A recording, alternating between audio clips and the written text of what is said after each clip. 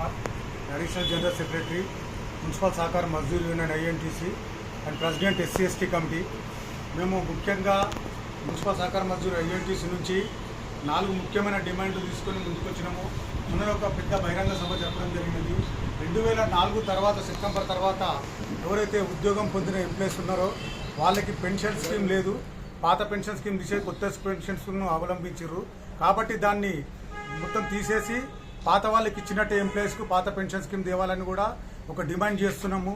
మరి పిఆర్సీ కూడా date last year అయిపోయినది.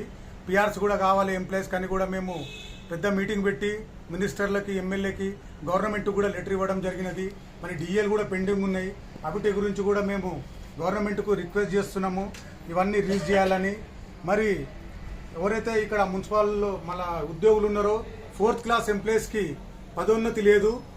Junior assistant నుంచి పైకున్న వాళ్ళకి డిప్యూటీ కమిషనర్ దాకా ప్రమోషన్లు టకాటక్ తొందర ప్రమోషన్లు వచ్చేసి జూనియర్ అసిస్టెంట్ ఉన్న వాళ్ళు కూడా డిప్యూటీ కమిషనర్ కానీ 4th క్లాస్ ఎంప్లాయీస్కి ఇక్కడ 12 ఏళ్ళు అవుతున్నది. వాళ్ళు గ్రాడ్యుయేషన్ పూర్తి చేసుకొని పోస్ట్ గ్రాడ్యుయేషన్ కూడా అయ్యి డిపార్ట్మెంటల్ టెస్ట్ 1 and 2 కూడా కంప్లీట్ చేసి ఉన్నారు. వాళ్ళకు ప్రమోషన్లు లేవు. వాళ్ళ గురించి కూడా రిప్రజెంటేషన్ ఇవ్వడం జరిగినది. మరి ఎవరైతే ఇందులో కార్మికులు ఉన్నారో, అవుట్ సోర్సింగ్ అండ్ వర్కర్స్ ఉన్నారో, కంప్యూటర్ ఆపరేటర్స్ ఉన్నారో, వీళ్ళకు కార్మికులకు కూడా పర్మనెంట్ చేయాలని మేము ఎప్పటి నుంచో డిమాండ్ చేస్తున్నాము.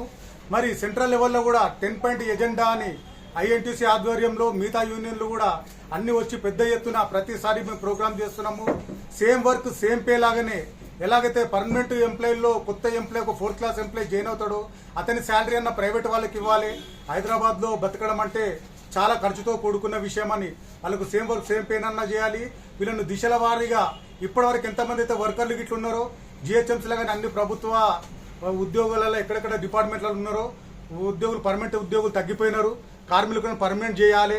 మరి వాళ్ళని దిశల వారీగా ఎట్లా పర్మనెంట్ చేస్తారో అది కూడా ఒక ప్రణాళిక రూపొందించాలని కూడా గవర్నమెంట్కు రిప్రజెంటేషన్ ఇవ్వడం జరిగినది. ఇప్పుడు కాంగ్రెస్ ప్రభుత్వం వచ్చినది, ఫ్రెండ్లీ గవర్నమెంట్. మేము మా యూనియన్ తరఫు నుంచి మా ఆదిల్ షరీఫ్ అన్న వర్కింగ్ ప్రెసిడెంట్, మరి all India INTC union president అయిన సంజయ్ రెడ్డి గారి తరఫు నుంచి కూడా మేము గవర్నమెంట్కు లెటర్ ఇవ్వడం జరిగినది. ఇలా ఏవైతే ఉద్యోగుల సమస్యలు ఉన్నాయో ఆ సమస్యలపైన మేము ముందుకు సాగుతున్నాము. మరి GHMCలో పీరియడ్ అయిపోయినాక కూడా ఇంకా యూనియన్ ఎలక్షన్ జరగలేదు. కాబట్టి యూనియన్ల ఎలక్షన్ కూడా పెట్టాలని కూడా మేము లేబర్ డిపార్ట్మెంట్కు కూడా మేము వినతి పత్రం ఇవ్వడానికి చూస్తున్నాము. కాబట్టి ఇవన్నీ సమస్యల మీద మేము పోరాడుతున్నాము. ఎంప్లాయీస్ కూడా అందరూ ఇప్పుడు గవర్నమెంట్ కాంగ్రెస్ ఉన్నది కాబట్టి INTC పాత యూనియన్ ఇది. దీంతో అందరూ చేరి ఇందులోంచి ఆదిల్ షరీఫ్ గారు అన్న నాయకత్వంలో ముందుకు జరగాలని కోరుతున్నారు.